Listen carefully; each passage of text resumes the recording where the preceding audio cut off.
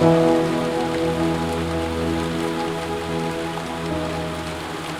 the 15th full moon day of the 8th lunar month was the anniversary of Asalaha Puja.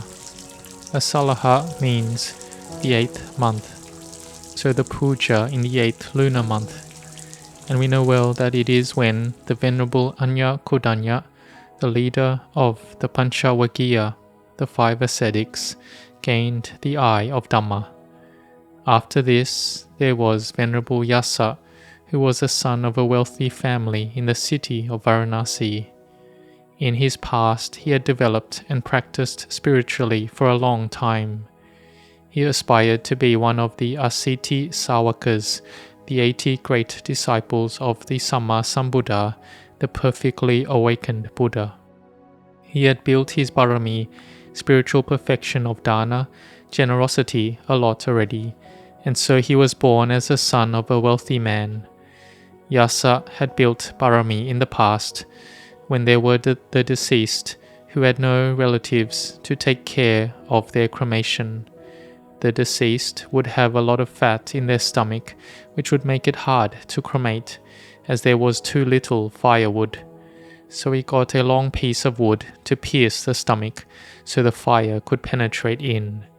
There was a loud sound, and the fat oozed out. He saw it and got a nimitta, a mental vision or sign staying in the mind, and he could enter the first jhana, mental absorption. He practiced for many more lifetimes and existences, and got firm samadhi, concentration, to the highest level, until he got that stable nimitta for many lifetimes. Then in his last life, when he had full parami, he had happiness of all types. He enjoyed all sorts of happiness to the utmost. When he wanted the most excellent food, he ate it all. But he never saw that it was enough at all. He had a large following of servants and entertainers. He had everything. He had all the happiness. But he was not satisfied with it. It wasn't enough. He contemplated it constantly.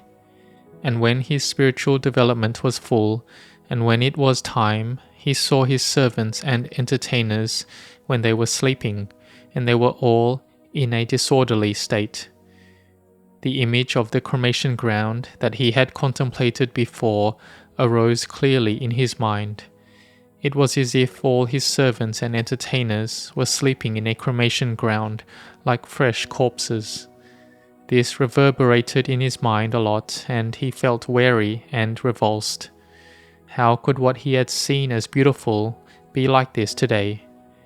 Nothing was lasting. So this is called insight arising, vipassana jnana. Seeing sankhara, this bodily heap, as not beautiful or attractive, this arose clearly in him. So Yasa walked out of the house without having anywhere to go, but deep in his heart he wanted to find peace, because his mind was distressed. He knew that Isipatana forest was a place of peace, a place for ascetics. It was peaceful, not distressed. And if we have been to India before, we know that when it is distressed, it's really chaotic. But there are the places where it is not chaotic. Back then, the Isipatana forest would have been many thousands of acres, because the population was not yet big. When Yasa walked into the forest, the Buddha knew this with his Buddha knowledge, because Yasa had already entered the net of the Buddha's awareness. The Buddha exclaimed that, "Here it is not distressed. Here it is not oppressed." Yasa was distressed and oppressed in his heart. Here it is not distressed, not oppressed. And the Buddha said, "Yasa, you should sit and listen to the Dhamma." Oh, these words. If it was us and we walked in and we thought in our minds that we were distressed and oppressed and met a Krubajan, a great teacher, someone who we had never met before, who called out to us by our name, then how much faith would we gain? The barami of the Buddha was the foremost, and no one could compare. and his voice was sweet. His mind was pure and liberated. When he said just this much, it made Yasa have faith and rapture arise. From being distressed and oppressed to having rapture full in his heart. The Buddha said, "Come here, here it is not distressed." Yasa was repeating inside, "It's so distressing, so distressing. You should come here, here it is not distressed, not oppressed. You should listen." This was something not easy to do. This shows the Buddha had changed the mind and heart of Yasa already. The old parami of Yasa arose, and he had rapture and bliss arise, and had an overflowing sense of peace come up when he sat down. The Buddha then taught the Anupubbikatha, the gradual teaching, about dana, giving. The benefit of giving dana is that there is happiness arising, and in each life one has abundance. This was already deep in his mind, because in this life he had received it already, and he had rapture in his heart, and did not have any doubt in listening to the Dhamma. He took his mind to contemplate following the Dhamma the Buddha taught, and Yasa's mind felt incredibly spacious and clear.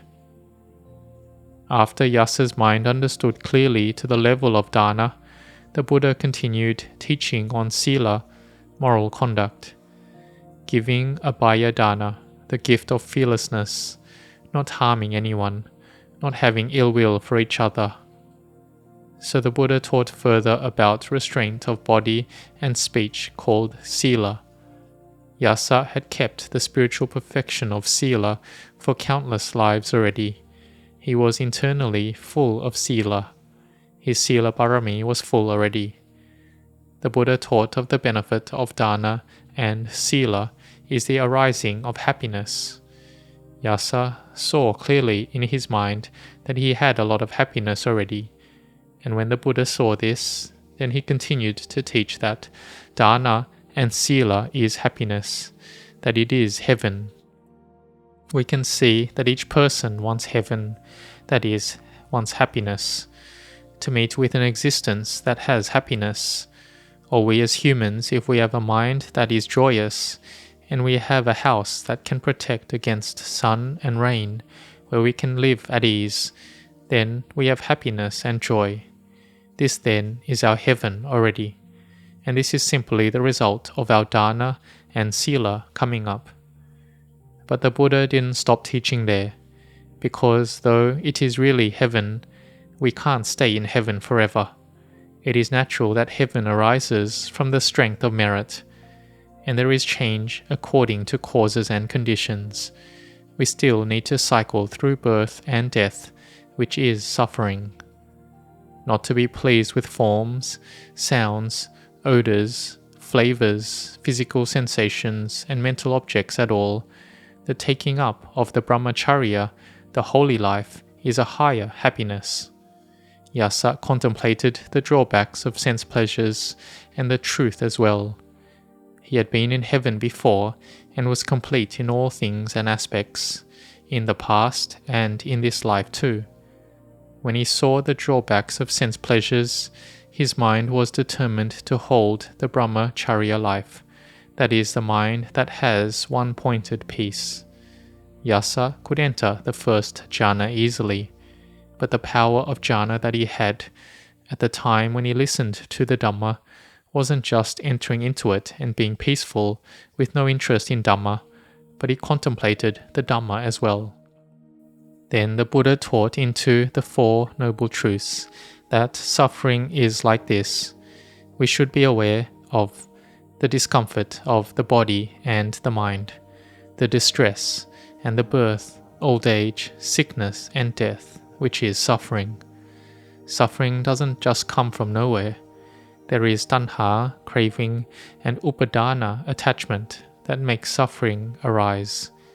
If we are able to be free from suffering, then we need to practice in dana, sila, bhavana, meditation, or sila, samadhi, panya, wisdom.